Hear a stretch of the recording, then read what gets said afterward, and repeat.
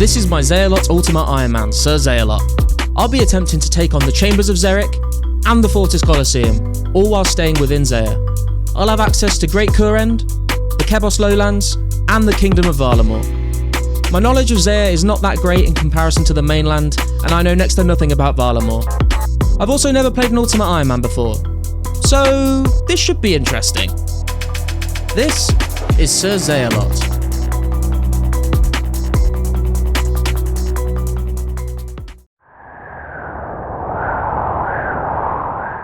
Wintertodt is a skilling boss located in the northern tundras in Great Kourend.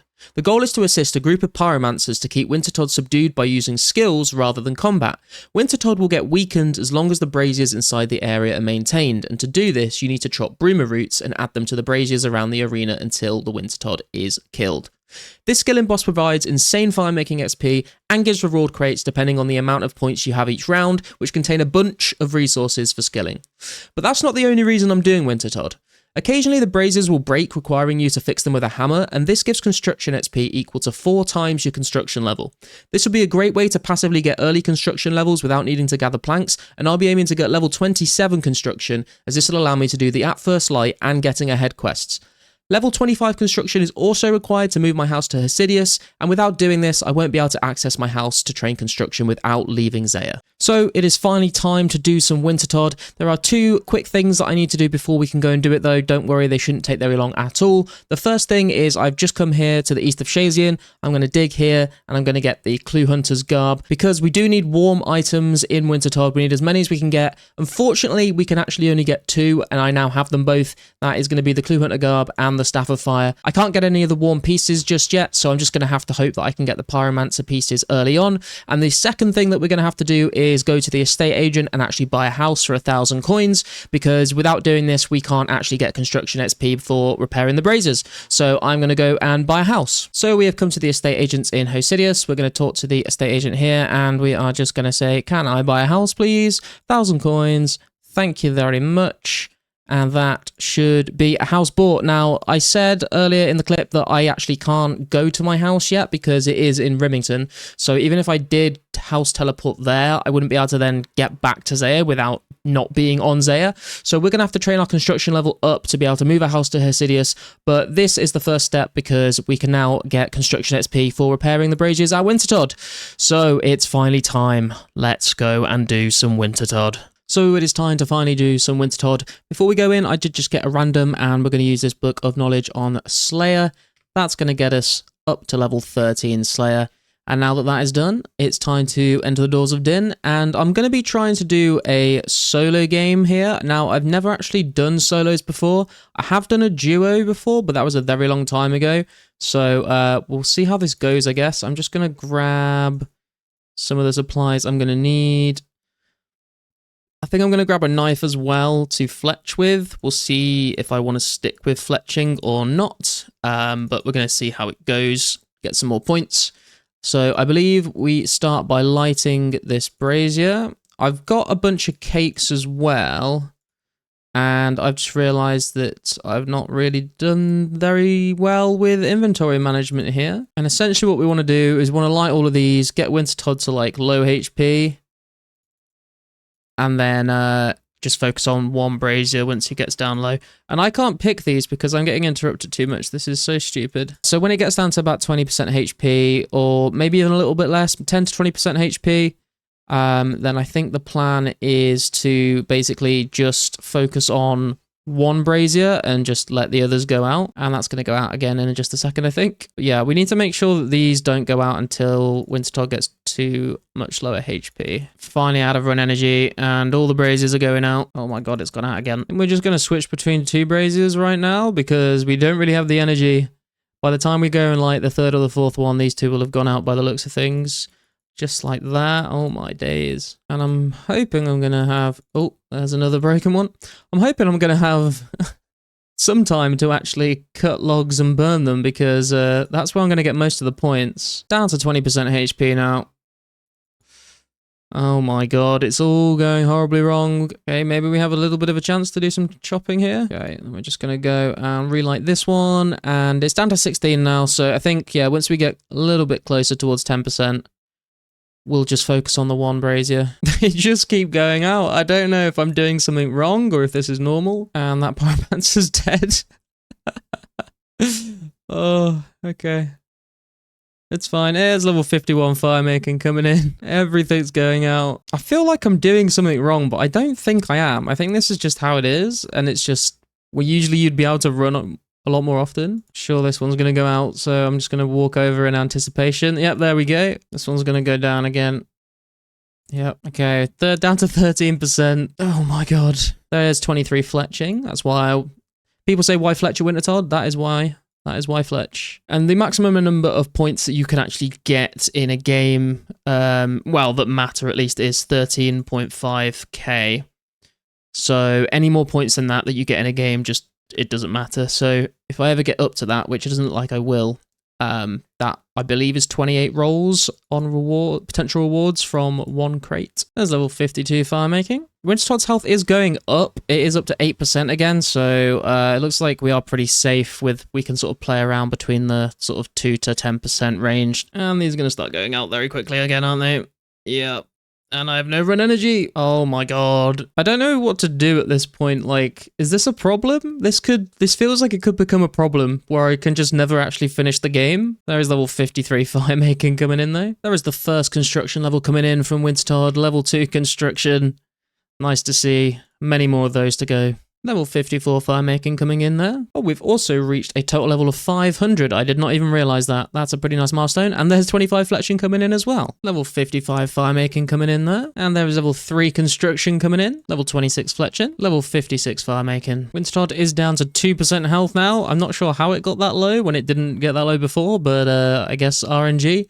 Back up to 3% again. We are nearly at 12,000 points. We should get that in just a moment. There we go, 12,000 points. So 1,500 points left to get. I'm hoping I can make it all the way. I'm not sure whether I'll run into some issues with Wintertodt dying early because it is getting very low. But we'll see what we can do. We'll probably start wrapping up around 13,000 and then start burning both braziers. Just because I don't want to be here forever after I hit the point limit. Level 27 fletching coming in. There's level 4 construction. Construction is speeding up rapidly every time that we actually get a level, because the XP is basically 4 times the construction level, I believe. So the higher the construction level, just the more XP we're going to get. And it was a bit slow at level 1, but it's definitely ramping up again now. Level 48 woodcutting coming in. Didn't expect that one. Level 57 fire making. And that is 13.5k points achieved. We're going to go and light the rest of the braziers in just a second. Let me grab this construction XP. There we go. 5.7k fire making XP from the XP drop. Why fletch achievement and can we fix it achievement completed. And we have our first ever supply crate. That wasn't too bad. It did take me quite a long time. I can probably speed that up now I know what I'm doing a bit better. And I definitely bought way more food than I needed. So if I cut these cakes in half and like had way more inventory space for chopping logs, then it would probably be a little faster, I would assume. First supply crate. Let's see what we get. That is all of our loot collected here. So the seeds have gone straight into the seed box. So we've now got 3 Ranars, 10 Marantils, a mahogany, and a teak seed. We can actually plant these. I think we can plant one of them now, actually. Let me double check this. We can plant teak at 35 and mahogany at 55. So we can use the teak seed, we can't use the mahogany seed. The pure S is worthless to us. We literally can't do anything with that. So we're going to drop that on the floor. And I'm going to have a proper look at all of the things that we just got and see what we can do with them. Okay, so the plan is we already knew that the ores were going to be a bit useless to us. So we are going to drop the coal and the gold ore here. That's not a problem. I'm going to unnote the oak logs and we are going to fletch them. We're going to unnote the tuna and the salmon and we're going to cook it on this fire here. We have unnoted our rubies and diamonds, so we're going to go grab a chisel and cut those. I might save these teak logs for construction. I haven't decided yet. I might just drop them or sell them to the shop. But let's go and sort out the other things and then we'll decide what we do. We just got another 2 cut diamonds from a random event, so they'll be getting sold to the shop as well after we've cut these. This shop will actually buy maple logs for 32 coins each, so I am going to sell these to the shop. They do go down a little bit. I'm not going to bother hopping. We're just going to sell all these. They'll buy teak logs for 12. I'm still undecided. We'll come back to that. And the fishmonger will actually buy these raw sharks for 119 each. So I'm going to sell these here as well. Selling our gems to the gem stool in Kourend Castle. So we can get them as much money as we can from them. Okay, so I think I've made a decision about what to do with the rest of my inventory, and I know it's probably a little bit disturbing at the moment how much stuff I actually have on me, but there is a little bit of reasoning behind all of this. So I'm keeping the burnt pages, obviously, because I want to get a Tome of Fire, and I can just put those into it once I get it. I'm going to hold on to the Marantils for now, just because basically the plan with these is to make anti-poison potions by killing unicorns and grinding their horns. The problem is I don't want to go and do that now because when I go and kill unicorns, that means I'll get HP levels, and I want to keep my HP low for Wintertodt. So the plan is to hold on to these Marantils, stack them up, and then when I am sort of done with Wintertodt, I'll go and slaughter a bunch of unicorns, get all the horns I need, and turn these all into anti-poison potions because it's good early game Herblore XP. The next slot that we're keeping is the Ranarr weed. Now, I nearly did drop this, but my thought process for this one is that at some point in the not too distant future, I'm going to want to get lots of Ranarr weeds because I'm going to need prayer potions. Now, I know this might be a bit premature because I don't even have overhead yet, but my thought process, like I said, is eventually I'm going to have a massive stack of grimy Ranarr weeds in my inventory. And if I'm going to have that at some point anyway, I may as well start now. Because I'm going to end up using the space for the same thing in the future. Why not just use it for the same space now and then stack up even more Ranarrs? So then when I do come to need prayer potions, I've got a massive stockpile of them. So we're keeping the Ranarr weeds. The next one that I'm keeping is the Harrowlanders. Now, this is just because Marantils are only going to get me so far with my Herblore XP, and when that runs out or the XP gets too low, my hope is that I'm going to use the Harrowlanders with chocolate dust to make energy potions. So I'm going to hold on to them, stack them up as well, just to get sort of Herblore off the ground level-wise. We are going to be holding on to the teat logs. I did think about this. I was very close to dropping them, but I also thought if I complete Wintertodt and I have a stack of loads of teat logs, that is me set for construction because I should get a lot of GP from Wintertodt that I can use to turn these into planks. And then that just means that in the future, when I want to train my construction, I don't need to go and get a load of planks. So we're going to hold on to these for now. Now, we will be dropping the Taramins simply because they require limpwort roots to turn into strength potions, and the only way I can get limpwort roots right now is going and getting a limpwort seed and farming them, and they're a little bit rare for master farmers, or going and killing monsters that drop limpwort roots. And obviously that's a lot harder to rely on than unicorns for unicorn horns. Unicorns will always drop unicorn horns. I might not always get limpwort roots from moss giants, for example, or hill giants. So we're going to drop those just because they're not that we don't have a reliable way of farming the secondary for them. And we're also going to drop the grimy irrits. Obviously, the secondaries are very easy to get for these, but they are so far off into the future that it is just not worth the inventory space, so we're going to be dropping those. Now, this is all subject to change. The more crates that we open, we might get things that change our decisions, change our priorities on what we want to keep, because obviously we can only hold on to so much and still be able to do this viably. But for now, that's my decision. It might be a stupid one. Hey, I've never played Ultimate Iron Man before. I don't know what to prioritize, but that is the logic that's going on in my brain right now. We'll see how long it lasts. Obviously, we may end up dropping any or all of these in the future. But I've got myself some cakes, and we're going to go back in, and I'm probably going to grab maybe a few supply crates at a time, because if I'm having to go and sort out an inventory after every run, it's going to take way too long. So probably stack up maybe 2 to 3 crates at a time, and then open them all at once, and then go deal with all the supplies. And yeah. I'll see you when we cracked on with some more Wintertodt. So we've got ourselves another 3 Wintertodt supply crates. We're going to open them up now and see what we get. The first crate. Let's go. Okay, let's see. Do we need to drop any of this? Saltpeter we can drop. Dynamite we can drop. That can go in the seed box. Pure essence is useless, and we'll pick up the diamonds. So from this one, we got some maple logs, sapphires, snapdragon seeds, Ranarr seed, Irrit seed, some silver ore, some iron ore, limestone bricks, grimy irrits, maple seeds, emerald, diamond, ruby, and cadetine. And in the box, did anything else go into here? No, so I think we can put the Ranar seed into the seed box because we've already got some in there.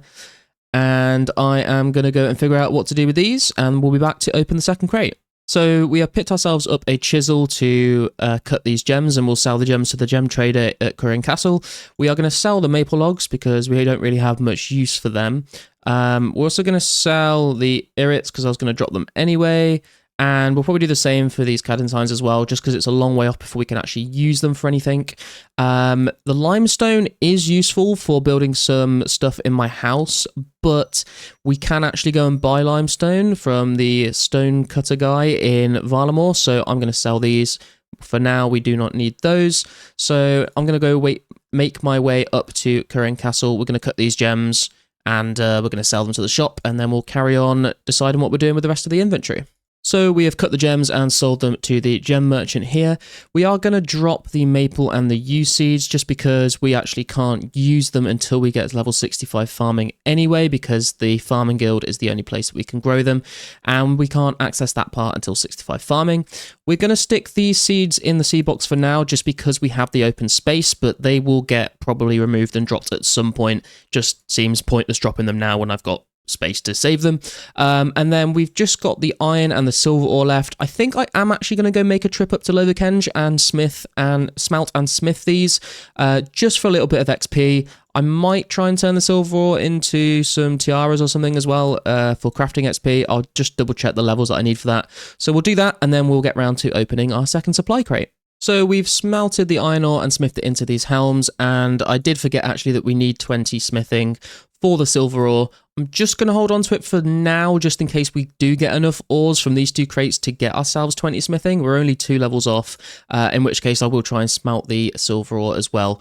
But it is now time to open the second supply crate, so let's see what we get from this one. Okay, so we've actually got some warm gloves. That's pretty nice. That's another piece of warm clothing, and we don't have anything in our glove slot at the moment, so that is getting equipped right now. That's beautiful. The Pure S, again, is useless to us. Let me have a quick look at what else we've got here, and I will get back to you. Okay, so we are going to sell these raw sharks that we've got to the fishmonger here to get a little bit more GP. We have taken the teak and the mahogany seeds out of our seed box. I'm actually going to go and plant the teak seed because we do have the farming level to do it, and because we did the Ribbiting Tail quest, we actually have the patch in Varlamore. So we're going to go plant that to save a spot. I'm going to drop the mahogany seed just because we don't have the farming level for it yet, and even if we did, I don't think it's worth doing just because mahogany planks I can't use yet because of my construction level, and they're also the most expensive plank to make if I was to turn them into planks GP wise. So we're going to drop that. We're also going to drop the saltpeter and the mithril ore just because we can't really use them. And then the Ranar seed we're going to put in the seed box, as well as the quam and the avanto seeds. So that's going to clear up those spaces. We are going to hold on to the silver ore still. We are going to fletch these oak logs for a little bit of XP. We're going to turn these guams into some attack potions for some herbal XP. We're going to cut these gems and sell them to the gem trader. And we're going to go plant the teak seed. So I'm going to go do that. And then we will be back to open the final crate that we've got. So we are going to plant the teak tree down here in Varlamore. Put some super compost on it. And I guess we'll come back to get the farming XP when it's done. So it is time to open up the final supply crate. So let's see what we get from this one. Ooh, we actually got a pyromancer top. That is nice. That's going to replace our clue hunter garb. And it's going to give us a little bit more fire making XP. So we're going to drop the qualms because it's a long way off herbal wise. Drop the saltpeter because it's useless. Drop the watermelon seeds. We're also going to drop the coal. We're going to go sell these 2 sets of logs because, as I said before, mahogany is expensive to make and I don't have the construction level yet. And I'm going to sell the yew logs because they're worth a bit of money, I think. We're going to smelt the iron ore. We're going to cook the raw food. We're going to fletch the oak logs. We're going to cut the gems and sell them. And if we don't have 20 smithing by the end of that, or which I don't think we will, we're going to drop the silver as well. Okay, so we have sorted out all of the loot that we got from those supply crates. We actually managed to get another few burnt pages. We're up to 55 there. We're up to 122k cash, which is very nice. And so far we are up to 68 fire making, 37 fletching, 24 construction. And I think it's time to go back to Wintertodt and get some more supply crates. We have just finished up a little bit more Wintertodt. We got some supply crates, but we didn't get anything from them that was too interesting, so I just dealt with the supplies. I'll probably only show you guys the loot from those if we get anything good. But we are taking a small break because we are now up to level 30 construction, which is good for a few reasons. The first thing is we are actually going to go to an estate agent and move our house to Hesidius, so we can actually enter our house and train construction manually if we wish to do so. The second thing that we want to go and do now is we have the construction level required to do the Getting Ahead quest. Now this quest is going to be good because it gives us 4k crafting and 3.2k construction XP, but it will require a little bit of combat, so it will get our HP level up, but I'm not too fussed so much anymore. The main reason I was doing Wintertodt was for a little bit of starter cash, but mainly for some early construction levels, so we have got some decent construction levels under our belt already, so we'll go and do the Getting Ahead quest after we've moved our house to Hesidius, see what level that gets us to. And the third thing that I just wanted to address is you might notice that I've been carrying this zombie shirt around with me, and the reason why I have not sort of dropped this at the moment is because when it comes to random events such as the Gravedigger one or the Beekeeper one, you can see we've got some of the zombie pieces and the Beekeeper's legs here. The rewards that you can get from these events are the outfit. So for the Gravedigger event, for example, I can get the zombie outfit and I can also get the zombie emotes. However, when you already own the whole zombie outfit and both of the emotes have been unlocked, instead of getting another piece of the outfit, you just get an XP lamp. And we are going to need a lot of XP lamps to get our Slayer level up. So because we already have the zombie mask, the zombie boots, and the zombie shirt, and both of the zombie emotes, it should mean that we only need one more Gravedigger event, and that will get us the legs and the gloves. And that means that we can basically just keep getting XP lamps from then on out whenever we get the Gravedigger random. Same goes for the Beekeeper outfit. When I get all the pieces of it, after that, I have a chance of getting an XP lamp. So in the sort of endeavour of getting XP lamps to train our Slayer level up, I want to hold on to all of the random event outfits that I can get. Now the problem that arises from that obviously is that it's going to take up inventory space, but what I can do is build a fancy dress box in my house. Now to build the first fancy dress box, I'm going to need level 44 construction. So the plan is go and do Getting Ahead, get some construction levels there, and then probably go back to Wintertodt to finish up the construction levels. So the to-do list now is move house to Hesidius, do the Getting Ahead quest, and get our construction to level 44 so we can store the zombie outfit and free up some inventory space. So here we are at the estate agent, moving our house to Hesidius for 8.75k GP. The house has now been moved, we can access the house, and now it's time to go and get ready to do the Getting Ahead quest. Now for this quest I'm actually going to need a piece of bear fur, so I've just come to the side of where the quest is started and I'm going to kill this grizzly bear. I picked myself up 100 casts of airstrike, and actually I think we're going to go for the bear cub because I think that should mean less HP levels if we get lucky. So I'm going to pick up this bear fur, and then the rest of the items that we need for the quest can all be found at the start of where the quest is. So we're going to grab this bear fur and then we are going to carry on, pick up the items and get the quest done. And there is the bear fur, on with the quest. We are at the dangerous part of the quest here. We have to go and kill the level 82 headless beast. Now, there is a safe spot, but I'm going to have to run past it to get to the safe spot. So I got some cakes, but we could get one hit. We'll see how this goes. Looks like we've got past him without too many issues. Now it's time to wind strike him to death, and we'll see how many HP levels we get from all of this. And there we go, we got the last hit there. I was a little bit worried that we didn't have enough runes because we were splashing quite a lot there, but we did manage to get it in the end, and we only got 1 HP level, which is quite nice. So hopefully that wouldn't affect us too much at Wintertodt. And now we're going to continue with the quest. And there we go, Getting Ahead quest completed, 4,000 crafting XP, 3.2k construction XP, 3k coins, and we've unlocked access to the tannery in Kebos. So that is going to get us level 44 crafting, which is nice, and level 32 construction. So we're going to have to get up to 44 to build the fancy dress box for my random event outfits. So I think it's probably going to be going back to Wintertodt to get some more construction levels. Let's go. Holy shit, what the fuck? We got a genie as well. What the hell? This was my 8th ever chest, and we've just got the Phoenix pet. We're going to put this XP lamp on Slayer XP. I don't know what to say. We've got warm gloves, a pyromancer garb, and a Phoenix pet. from 8 Wintertodt KC. One of these KC I actually messed up as well, and I only got about 4 or 5 rolls out of it. So this is... I don't know what to say. Well, we're up to level 37 construction, so we are going to carry on with this to get 44, but that is insane. I really hope I do not lose this. I might have to make an exception at some point when I have the money to go and insure it, or probably just stick it in my house when I get the construction level for that. But oh my god, on with the grind. So I've actually just been thinking about how to keep this pet phoenix safe, because I do not want to accidentally die at Wintertodt and lose it. And I've just realized that because we just got level 37 construction, it means that I can actually build the first pet house in my house with a menagerie. So to do that, I need to get some oak planks. Now, there's a couple of ways that I can do that. The first, most easiest way would be to go and kill the gang boss or gangsters as part of the Zeah minigame, hunting down the intelligence.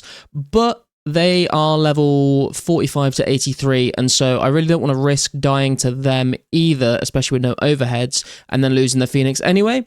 The other way that I could do it is by going and hunting young implings, but they drop 1 oak plank at a rate of 1 in 100, and I can't really be bothered to do that.